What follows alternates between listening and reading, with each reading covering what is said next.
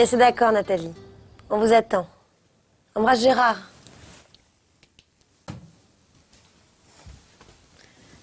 C'est sympa que Gérard et Nathalie viennent. Il reste combien de temps? 3 jours. Ils avaient prévu de rester une semaine, mais Gérard a beaucoup de travail en ce moment. Ah, cette fois, ils sont vraiment décidés à acheter une maison. Ils veulent en visiter plusieurs pendant ces 3 jours. On va regarder les petites annonces, ça leur fera gagner du temps. Tu sais ce qu'ils cherchent? Oui, ils veulent une maison avec un jardin. Tu te souviens, ils nous avaient déjà parlé d'en acheter une la première fois qu'on est venu dans la région ensemble. Il y a longtemps. On leur avait trouvé une belle maison, mais ça n'avait rien donné. Il faut dire qu'elle était chère. J'avais pas beaucoup d'argent à l'époque. Eh oui, plus on vieillit, moins on a de problèmes d'argent. Si seulement ça pouvait être vrai. Ah, je leur ai dit qu'on passerait la journée de lundi avec eux, puisque c'est notre jour de fermeture. On n'avait pas dit qu'on irait au bord de la mer? Si, on pourrait y aller une autre fois.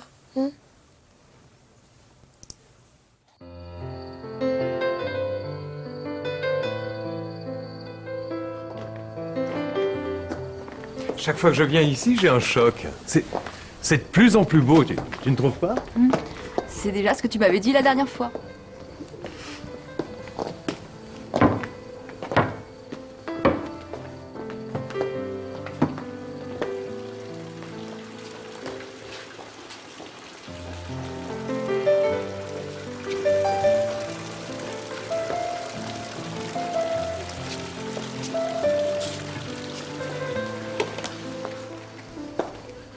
Si on avait assez d'argent, c'est ici que j'aimerais acheter une maison.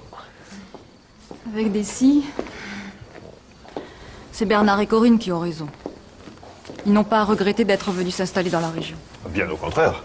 Il fallait même venir plus tôt.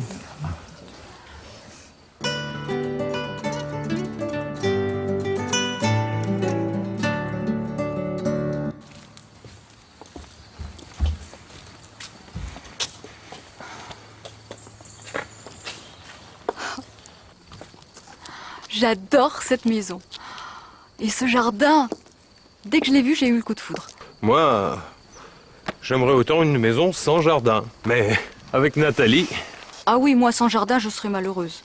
Surtout dans le midi. il ne faut pas se précipiter. On a encore du temps pour chercher. Quand on aime quelque chose, il ne faut pas hésiter. Toi, tu ne te décides pas, et après, tout ce que tu trouves à dire, c'est ah, si j'avais su, ah, si on avait été plus entreprenant. Moi, je suis comme Nathalie. Je fonctionne au coup de cœur. Elle est quand même un peu chère. On n'avait pas prévu de faire un gros emprunt. Faites une offre. Les propriétaires ont l'air pressés de vendre. Et puis, après avoir tellement monté, les prix ont bien baissé. N'attendez pas. S'ils acceptaient notre offre, tu crois qu'on pourrait régler l'affaire en 3 jours? En rentrant, je téléphone à mon notaire. Si tout va bien, vous pourrez signer la promesse de vente avant de partir. Tu vois, je t'avais dit que cette fois-ci, on trouverait.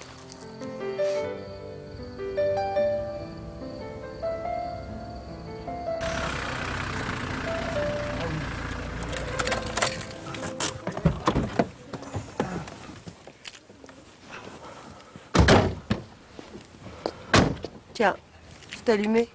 Pourtant, Laura m'avait dit qu'elle allait chez des copains. Ils ont dû trouver que c'était plus sympa chez nous.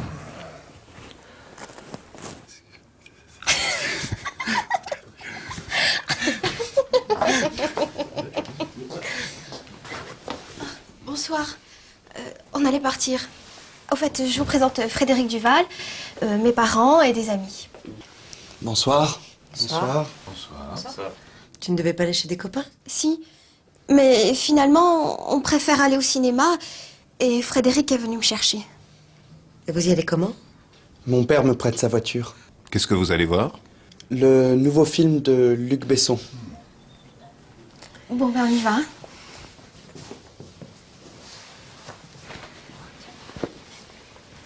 Ah, je voulais vous dire, cet après-midi, la boulangère m'a demandé si c'était vrai qu'on repartait à Paris. C'est une blague? Oui, oui, c'est une blague. Ah, j'aime mieux ça. À plus tard. Bonne soirée. Au revoir.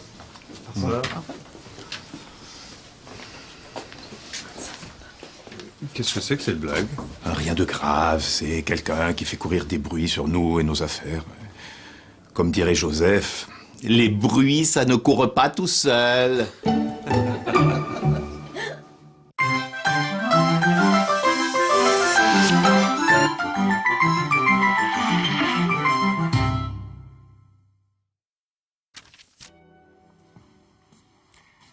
Bonjour. Aujourd'hui, nous allons parler du plus que parfait. Le plus que parfait exprime un fait passé antérieur à un autre fait passé.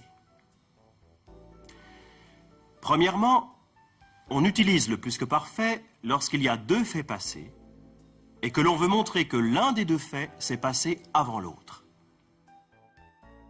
On leur avait trouvé une belle maison.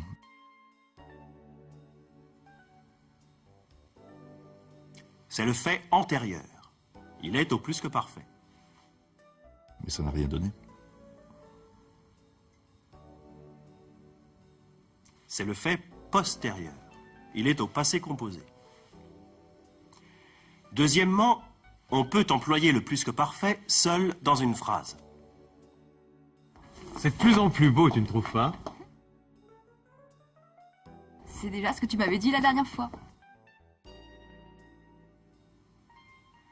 Dans ce cas, on comprend que ce n'est pas la première fois que Gérard le dit. Troisièmement, après le « si » de condition, le plus que parfait sert à exprimer des regrets. Ah, si j'avais su... Ah, si on avait été plus entreprenant.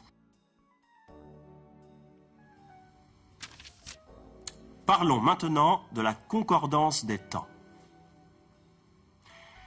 Quand on rapporte des paroles dites dans le passé, il faut modifier le temps des verbes.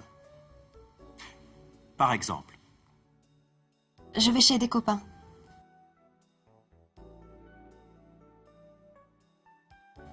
Laura a dit qu'elle allait chez des copains.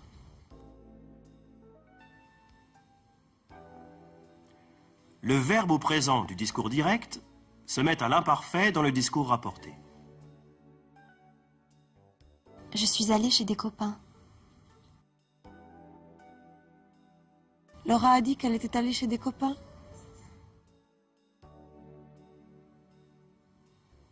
Le verbe au passé composé du discours direct se met au plus que parfait dans le discours rapporté. J'irai chez des copains.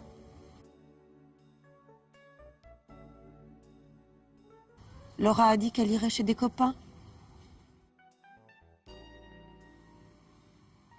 Le verbe au futur dans le discours direct se met au conditionnel dans le discours rapporté.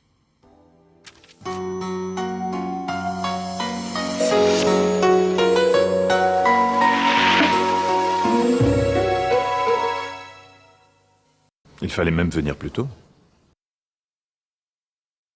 Si on avait su, on serait venu plus tôt. Si c'était à refaire, on serait là depuis longtemps. Quel dommage qu'on ne soit pas venu plus tôt.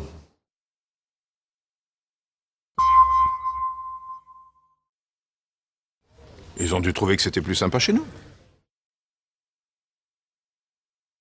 Ils ont dû préférer venir chez nous. Ils ont probablement pensé qu'il valait mieux être chez nous. Ils ont sûrement pensé qu'on était mieux chez nous.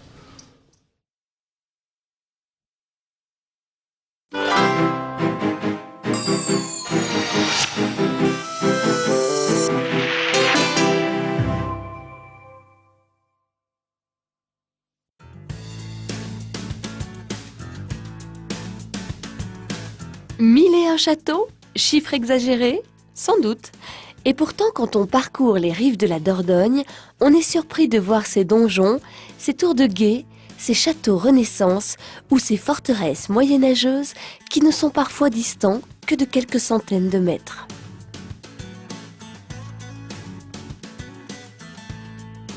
Pourquoi tant de châteaux forts dans ce pays de la douceur de vivre ? Pendant la guerre de 100 ans, les Français et les Anglais se partageaient la région. Les uns et les autres ont construit beaucoup de châteaux et des villes fortifiées, les bastides. Beaucoup de ces places fortes ne sont plus maintenant que des ruines.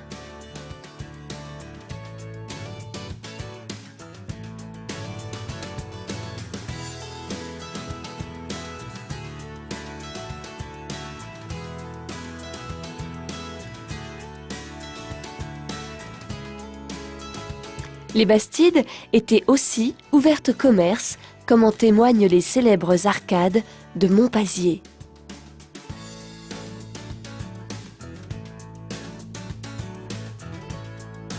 Château, église, parfois la distinction se fait mal, car les églises peuvent ressembler à des forteresses.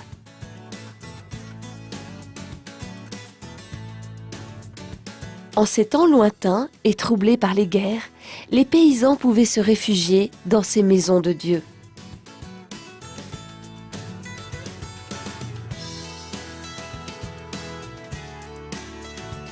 Avant de construire des villages près de la rivière, les premiers habitants creusaient leur refuge dans la falaise. La richesse du patrimoine périgourdin existe aussi sous terre. Il y a 17 000 ans, les habitants décoraient les parois des grottes de Lascaux. Aujourd'hui, c'est la nature qui décore les murs des grottes.